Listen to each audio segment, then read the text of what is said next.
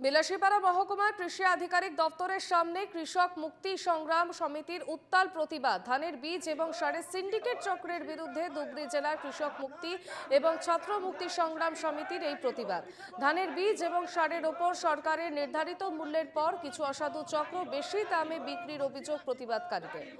অবৈধ সিন্ডিকেট চক্রটি বিলাসীপাড়ার কৃষি আধিকারিক দপ্তরের একাংশ দুর্নীতিপরায়ণ কর্মীদের সাহায্যে এই রমরমা ব্যবসা চালানোর অভিযোগে এই প্রতিবাদ।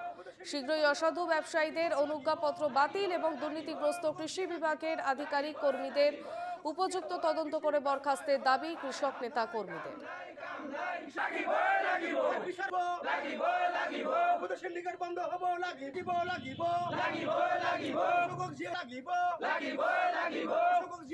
কৃষি বিভাগ হয়